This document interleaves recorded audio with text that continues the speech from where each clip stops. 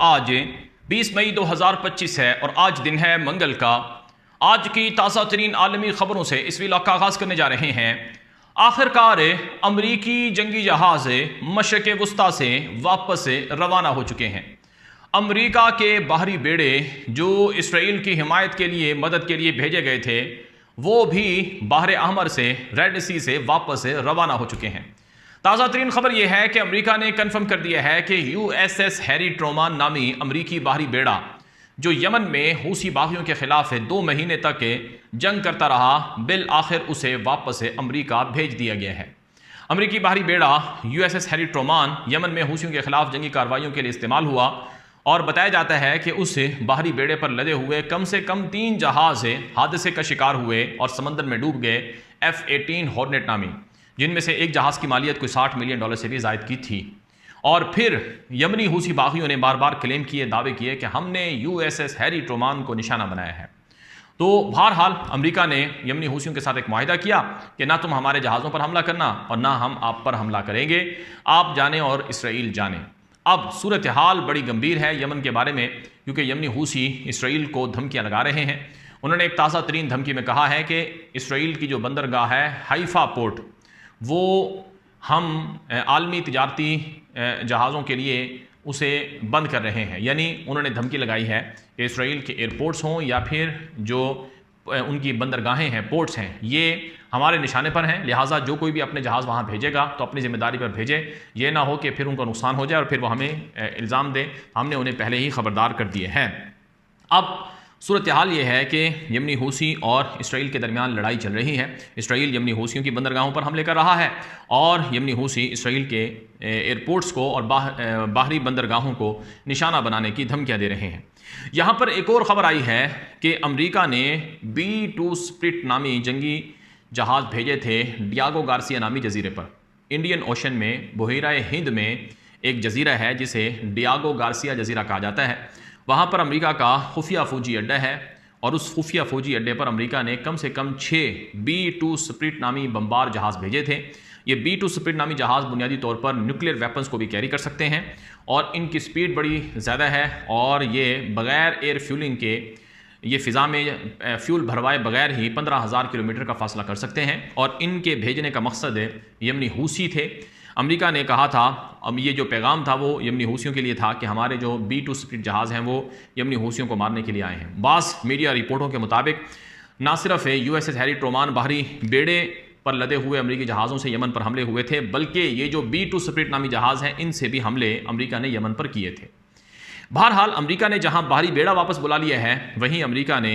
B-2 spirit نامی جو جنگی بمبار جہاز ہیں جو ایٹمی بم بھی گرا سکتے ہیں ان کو بھی واپس بلا لیا ہے، جو اس بات کی دلیل ہے کہ امریکہ مشرق وسطیٰ میں صرف اپنے انٹرسٹ اور مفادات کو مد نظر رکھ کر مزید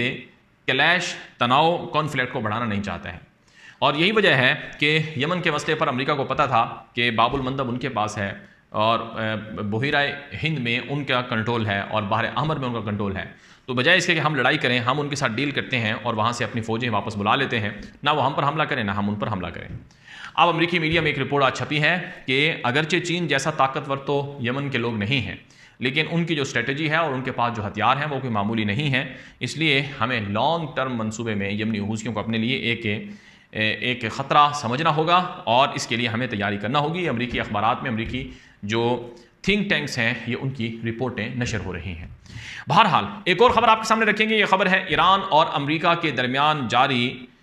مذاکرات کے حوالے سے۔ آج ایران کے سپریم لیڈر علی خامنائی نے بیان دیا ہے کہ امریکہ ایران کے سامنے نہیں جھکے گا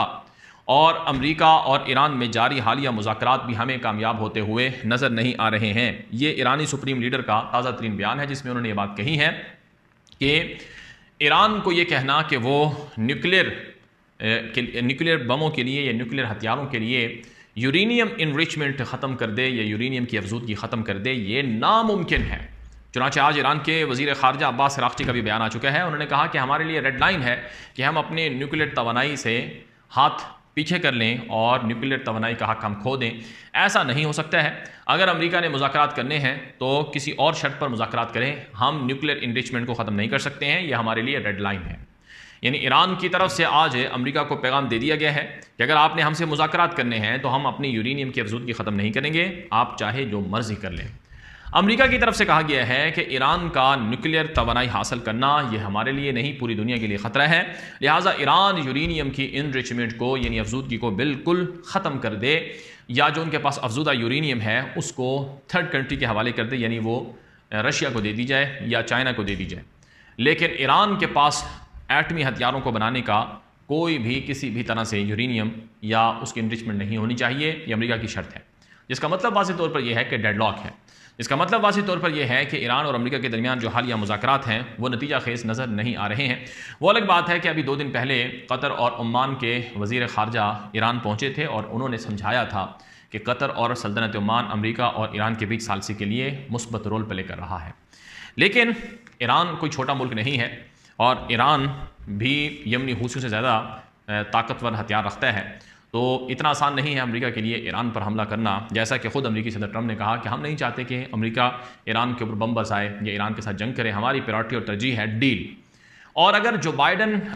ٹرمپ جو امریکی صدر ہے، اگر ٹرمپ کی شخصیت کو دیکھا جائے تو وہ جنگوں کی بجائے وہ ڈیلوں کو زیادہ ترجیح دیتا ہے، اور ٹرمپ نے جو یمن کے بارے میں معاملہ کیا ہے تو اس سے لگتا یہ ہے کہ وہ دھمکی اور اس طرح کی جو چیزیں ہیں اس کو وہ بڑے سنجیدگی سے لیتا ہے اور اس پر پھر وہ ڈیل کرتا ہے۔ عین ممکن ہے ایران نے بھی یہی اسٹریٹجی اور یہی طریقہ اور طرز عمل اپنایا ہو۔ بہرحال ایک اور خبر آپ کے سامنے رکھیں گے، آج کی بڑی خبر ہے کہ روس اور یوکرین کے درمیان جنگ کو رکوانے کے لیے امریکہ کی کوششیں تیز ہیں، لیکن روس کے یوکرین پر حملے بڑھ چکے ہیں۔ روس یوکرین کے ساتھ جنگ بندی معاہدہ تبھی کرے گا جب روس یوکرینی علاقوں پر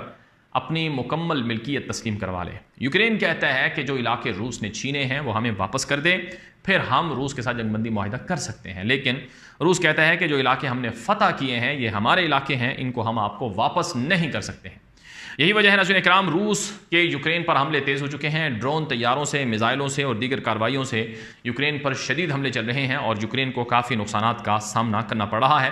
وہ الگ بات ہے کہ یوکرین بھی روس پر حملے کرتا ہے اور روس کو نقصانات پہنچاتا ہے، لیکن بہرحال ناظرین اکرام اس وقت کا جو منظرنامہ ہے وہ یہی ہے کہ روس اور یوکرین کی جنگ حالیہ دنوں میں یا حالیہ آنے والے مہینوں میں بند ہوتی ہوئی نظر نہیں آ رہی ہے۔ الٹا صورتحال اس لیے بھی گمبھیر ہے کہ اب یوکرین کے پاس جنگی جہاز نہیں ہیں، ہتھیار نہیں ہیں، ان کے 3 غالباً جو F-16 جہاز تھے وہ روس نے تباہ کر دیے ہیں، اور جو مزید صورتحال ہے وہ اس لیے پیچیدہ ہے کہ ابھی امریکہ اور یورپ کے ملکوں کی طرف سے مزید ہتھیار اور اسلحہ بھیجنے کے لیے اختلافات باہمی طور پر موجود ہیں، تو یوکرین کی مدد نہیں ہوگی تو یوکرین کیسے جیتے گا۔ ایک اور بڑی خبر شام کے حوالے سے میرے سامنے موجود ہے، جو اردنی وزیر خارجہ ہے اس نے شام کا دورہ کیا ہے اور شامی حکومت کے لوگوں کے ساتھ ملاقاتیں کی ہیں۔ اردنی وزیر خارجہ نے کہا کہ اسرائیل کا شام کے اندر مداخلت کرنا یہ غیر قانونی ہے اور غیر شرعی ہے، غیر اخلاقی ہے، لہٰذا کسی بھی طرح سے شام میں مداخلت کو اردن کی طرف سے مسترد کیا جاتا ہے، اور شام کو توڑنے اور تقسیم کرنے کی کوششوں کی بھی اردن مذمت کرتا ہے، اور اردن شامی حکومت کے ساتھ کھڑا رہے گا اور شامی حکومت کے ساتھ مل کر جو شام کی تعمیر نو ہے اس میں کردار ادا کرے گا۔ یاد رہے حالیہ دنوں میں جو اردن اور شام کے بیچ تعلقات ہیں وہ تو بڑے ہی ہیں، لیکن سعودی عرب اور شام کے بیچ تعلقات بڑے ہیں۔ امریکی صدر ٹرمپ نے شام کے اوپر پابندیاں بھی ختم کی تھیں، لیکن خبریں یہ بھی چل رہی ہیں کہ شام کی جو موجودہ حکومت ہے وہ پس پردہ اسرائیل کے ساتھ بھی بات چیت کر رہی ہے۔